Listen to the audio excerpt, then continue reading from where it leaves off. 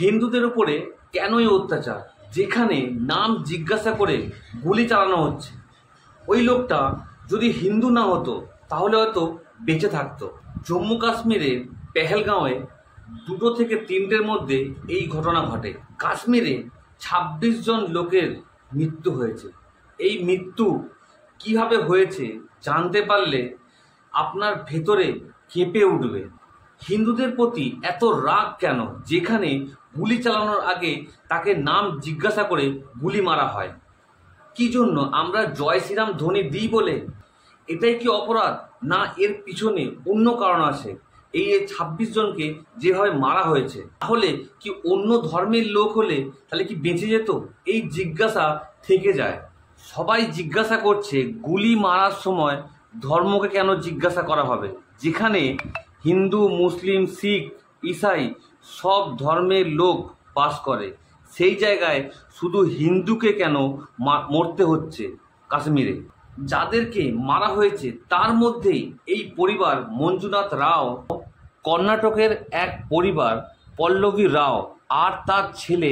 কাশ্মীরের এত সুন্দর পরিবেশ, যেখানে দেশের স্বর্গ বলি, এই পরিবার জানতো না হিন্দু হওয়ার জন্য মরতে হবে। মাওবাদীরা যখন ওই পিকনিক স্পটে ঢুকে পড়ে, তখন ওই পরিবার মঞ্জুনাথ রাওকে জিজ্ঞাসা করে কোন ধর্ম।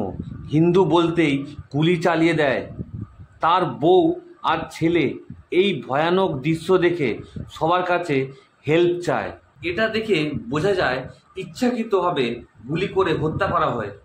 তাহলে কি এবার বাংলাদেশে হিন্দুদের মারা হয়, কাশ্মীরে হিন্দুদের ধরে ধরে মারা হয়? তাহলে সব জায়গায় হিন্দুদের উপরে অত্যাচার করে মেরে ফেলা হচ্ছে। যেখানে কিছুদিন আগের ঘটনা, বাংলাদেশে হিন্দুদের উপর নির্মম অত্যাচার সহ্য করে। মুর্শিদাবাদ হিন্দুদের ঘর জ্বালানো হয়, যেখানে নদীর এপার থেকে ওপারে হিন্দুরা পালিয়ে আসে। সেটা শেষ হতে না হতেই ফের কাশ্মীরে মেরে ফেলা হলো হিন্দুদের পরিবারকে। যেখানে ভারতীয় আইনে সবাইকে এক চোখে দেখা হয়, সেই জায়গায় কেন হিন্দুদেরকে ধরে ধরে মারা হচ্ছে? এই সময় অন্য ধর্মের লোকেরা এগিয়ে আসুক এই আন্দোলনে, যেখানে এই অত্যাচারের জবাব চাই। জানতো না এই বিবাহিত জীবনে কাশ্মীরের সুন্দর প্রাকৃতিক দৃশ্য, স্বর্গের মতো জায়গা, এই বিবাহিত জীবনকে শেষ হতে হবে। তার হাজবেন্ডকে বাঁচানোর চেষ্টায় ডাকতে থাকবে। আজকে কাশ্মীরের স্বর্গকে হিন্দুদের জন্য শ্মশান বলে মনে হবে। হিন্দুরা গেলেই তাদেরকে মেরে ফেলা হচ্ছে। ভারতীয় সরকারকে জিজ্ঞাসা করব, মিস্টার নরেন্দ্র মোদী কাশ্মীরকে সেফ বলে এসেছেন, তাহলে কেন এই হামলা? 2023 সালে 14ই ফেব্রুয়ারি হামলা হয়, যেখানে আর্মির গাড়ি লক্ষ্য করে মেরে ফেলা হলো। তাহলে কি কোনো দিন থামবে না এই হিন্দুদের মৃত্যু? এত উন্নত ভারত এগিয়ে যাচ্ছে উপরের দিকে, সেখানে একটাই ধর্মকে টার্গেট করা হচ্ছে, সেটা হলো হিন্দু। এর জবাব চাই সকল ভারতীয় মিস্টার নরেন্দ্র মোদীর কাছে আর অমিত শাহর কাছে। এর জবাব লাগবে আর বদলাও লাগবে। মাওবাদীদের ভেতরে ভয় নেই, তাই হিন্দুদের বলিদান দিতে হচ্ছে। সাধারণ মানুষ মারা যাচ্ছে, কোথায় সুরক্ষা রইল? এখন মনে হয় তারা কি হিন্দু হয়ে ভুল করেছিল? এর জবাব দিতেই হবে। কাশ্মীরে হিন্দুদের কোনো সুরক্ষা নেই, এটা সরকারকে জানাতে হবে।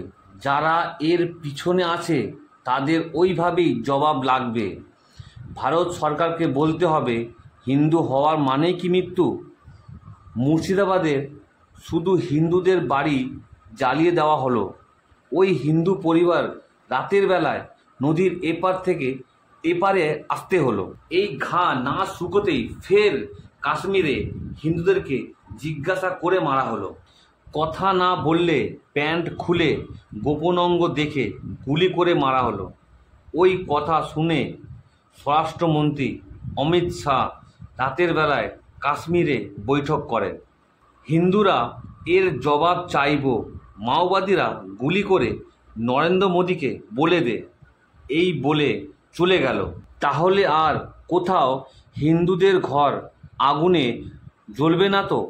কে বলতে পারবে?